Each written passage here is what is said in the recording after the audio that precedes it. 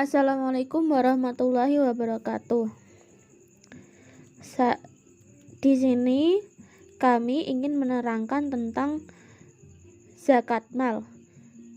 Tugas mata kuliah dari hukum, zakat, dan wakaf yang dibimbing oleh Bu Evi Riyadotun Hasanah, Magister of Economy, yang disusun oleh Inna Ummaratun Nikmah dan Nurlisa Aryani. Langsung saja di sini kita masuk dalam pengertian zakat mal. Zakat berasal dari bahasa Arab zaka yang artinya bersih, suci, berkah, tumbuh dan berkembang. Sedangkan malun berasal dari kata harta atau mal. Menurut istilah zakat mal adalah zakat yang dikenakan atas harta yang dimiliki oleh seseorang atau lembaga dengan beberapa syarat dan ketentuan yang berlaku dalam hukum Islam. Pendapat lain mengatakan zakat mal atau zakat harta adalah zakat yang harus dikeluarkan oleh seseorang ketika harta tersebut telah mencapai 1 nisab dan telah mencapai 1 tahun. Kita masuk slide selanjutnya, hukum zakat mal. Hukum mengeluarkan zakat mal adalah fardu ain. Fardu ain itu adalah suatu perkara yang dilaksanakan mendapat pahala dan ketika ditinggalkan mendapat siksa bagi setiap muslim yang mampu dan memenuhi syarat-syarat tertentu. Adapun tujuan dari zakat mal adalah membersihkan dan mensucikan harta benda mereka dari hak kaum miskin di antara umat Islam. Allah Subhanahu wa taala berfirman dalam surat Az-Zariyat ayat 19 yang berbunyi Bismillahirrahmanirrahim wa fi amwalihim haqqul lis-sa'ili wal mahrum, yang artinya daripada harta benda mereka ada hak untuk orang-orang miskin yang meminta dan orang miskin yang tidak meminta. Dan ada lagi dalil hud min ambalihim sodakotan tutahhiruhum wa tuzakkihim biha wa sholli alaihim inna sholataka sakanul lahum wallahu sami'un alim. Artinya, ambillah zakat dari sebagian harta mereka. Dengan zakat itu kamu membersihkan dan mensucikan mereka dan mendoalah untuk mereka. Sesungguhnya doa kamu itu menjadi ketentraman jiwa bagi mereka, dan Allah Maha mendengar lagi Maha mengetahui. Syarat-syarat wajib zakat. Yang pertama adalah muslim. Non-muslim tidak wajib mengeluarkan zakat. Hal ini karena zakat merupakan ibadah yang hanya boleh dilakukan oleh orang-orang muslim. Yang kedua adalah balik. Anak kecil tidak wajib mengeluarkan zakat mal. Nomor 3, berakal sehat. Orang gila tidak wajib mengeluarkan zakat mal meskipun memiliki harta yang mencapai 1 nisab. Yang keempat, merdeka. Seperti budak tidak wajib mengeluarkan zakat harta meskipun memiliki harta yang sudah mencapai nisab ukuran wajib zakat.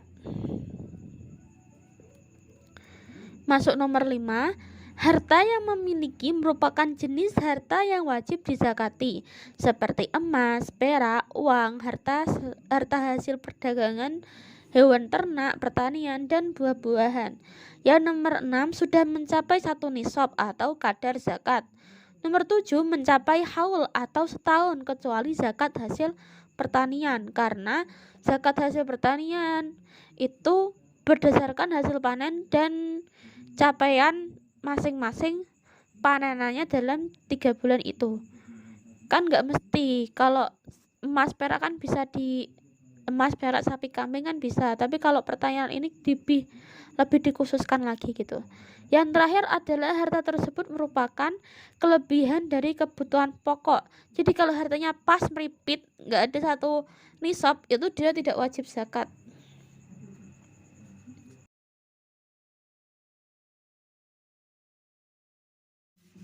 Kita masuk tentang Macam-macam harta yang wajib dizakati.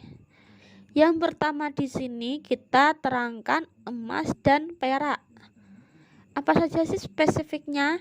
Emas dan perak merupakan logam mulia. Selain merupakan lambang elok, juga sering dijadikan perhiasan.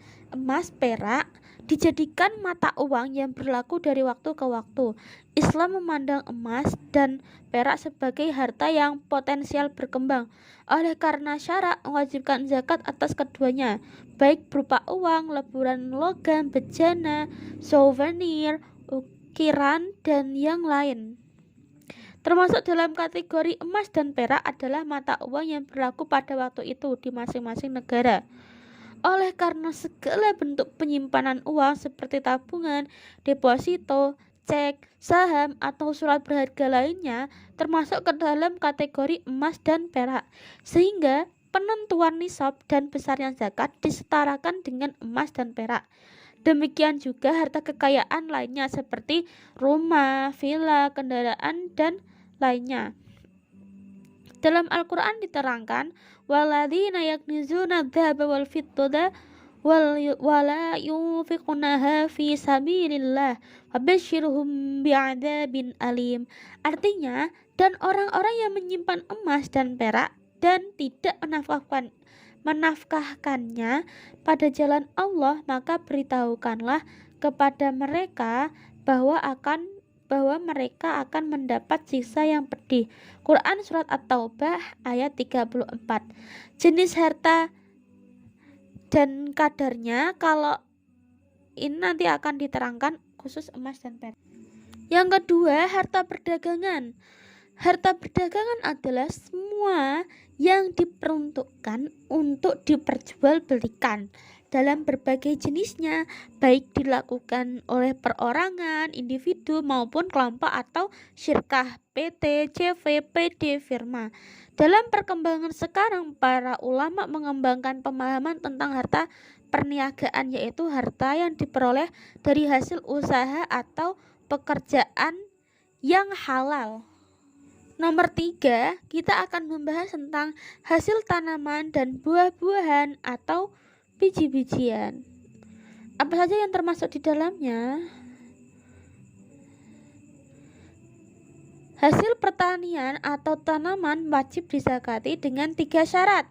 Yang pertama, tanaman merupakan jenis tanaman yang banyak ditanam oleh masyarakat. Jadi tanaman ini merupakan tanaman pokok atau kebutuhan pokok.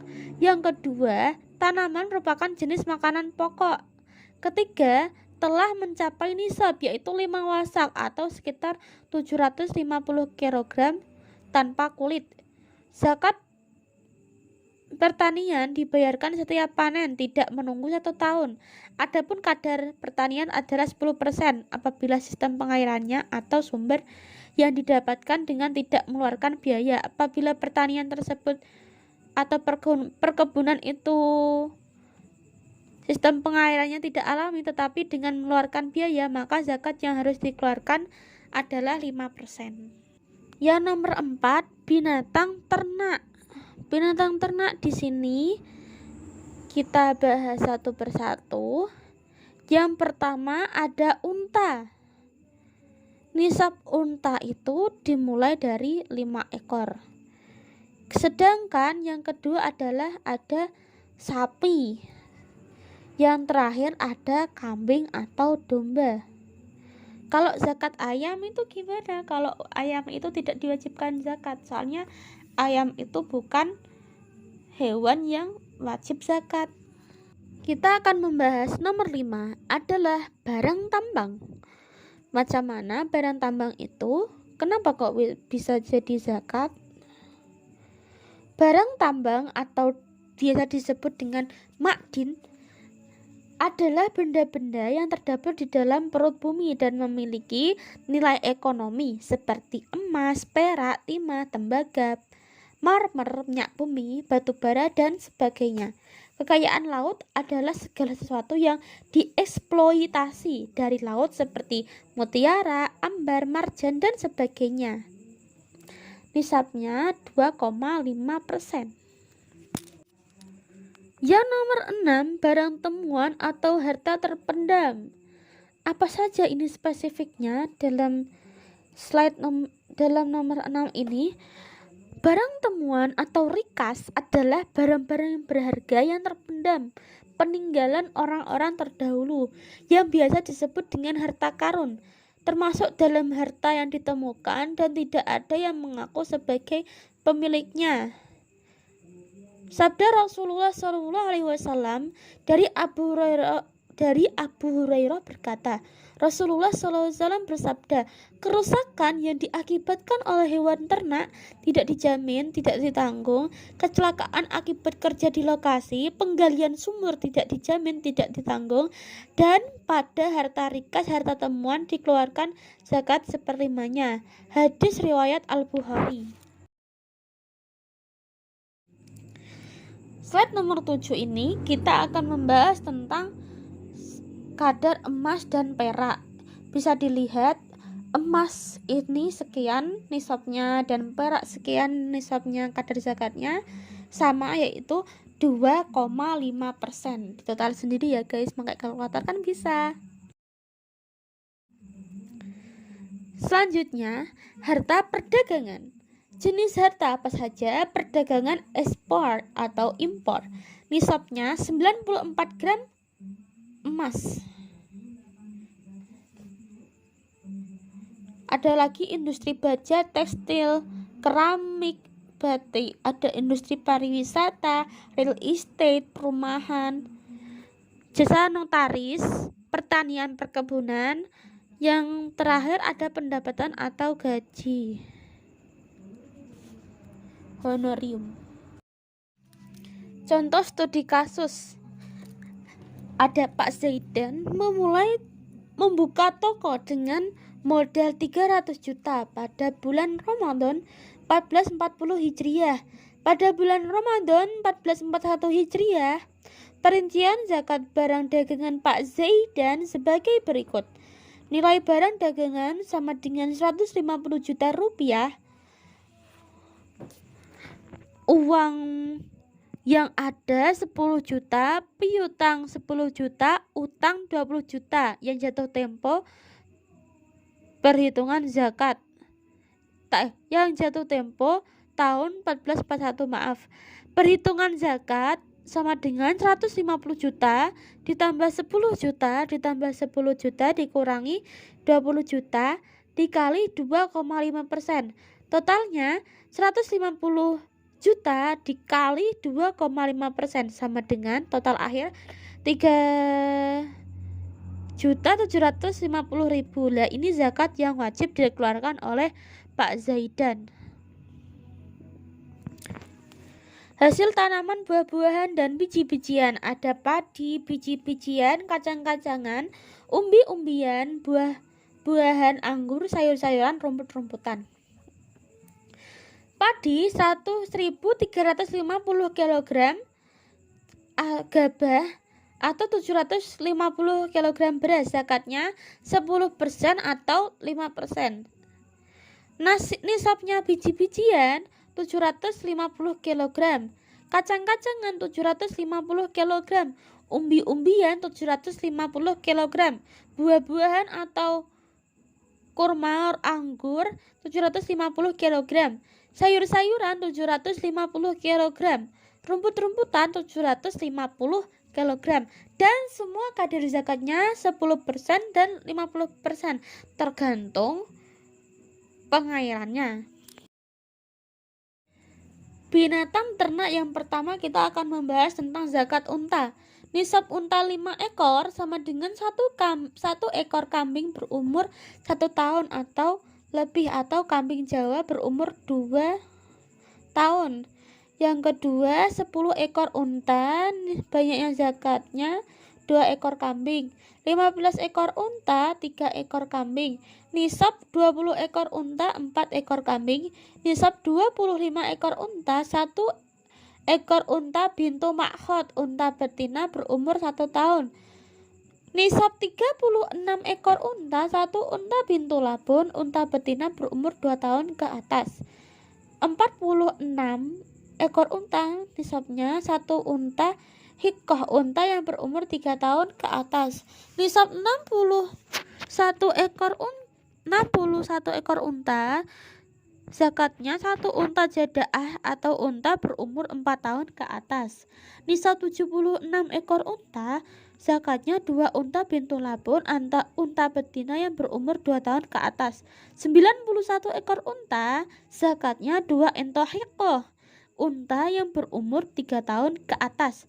Nisab 121 ekor unta sama dengan 3 unta bintu labun atau unta betina berumur 2 tahun ke atas. Yang terakhir 140 ekor unta, zakatnya 2 hikoh dan 1 bintu labun. Untuk sapi atau kerbau, nisab sapi dimulai 30 ekor sapi. Zakatnya 1 ekor tabi atau bisa disebut dengan anak sapi jantan berumur 1 sampai 2 tahun. 40 sampai 60 ekor sapi nisabnya 1 ekor musinnah, anak sapi berumur 2 sampai 3 tahun. 60 ekor sapi zakatnya 2 ekor tabi, anak sapi jantan berumur 1 sampai 2 tahun. 70 ekor sapi zakatnya 1 ekor tabi dan 1 ekor musinnah. 80 ekor sapi 2 ekor musinnah, sedangkan 90 ekor sapi 3 ekor tabi. Pengertian dari tabi, tabi itu anak sapi yang masih mengikuti induknya, sedangkan musinnah adalah anak sapi yang baru powel giginya gitu. Untuk barang tambang dan barang temuan terpendam, nisab barang tambang dan barang temuan itu sama, yaitu 2,5%. Hikmah zakat. Zakat dapat membantu orang-orang yang lemah secara ekonomi untuk dapat memenuhi kebutuhan pokok hidupnya. B. Zakat dapat menghilangkan penyakit iri hati, rasa benci, dan dendam dari diri orang-orang yang kekurangan kepada orang-orang kaya. C. Zakat dapat menyucikan diri dari kotoran dosa, memurnikan jiwa, dan menghilangkan sifat bakhil atau kikir, serta serakah terhadap harta benda. D. Zakat dapat mewujudkan sistem kemasyarakatan Islam yang berdiri atas prinsip-prinsip ummatan wahidatan, umat yang satu, musawah, persamaan derajat dan kewajiban, ukhuwah Islamiyah, persaudaraan Islam, dan takaful istima, tanggung jawab bersama. E. Zakat merupakan unsur penting dalam mewujudkan keseimbangan peredaran harta benda dan keseimbangan tanggung jawab individu dalam masyarakat. F. Zakat merupakan ibadah yang memiliki fungsi sosial ekonomi. G.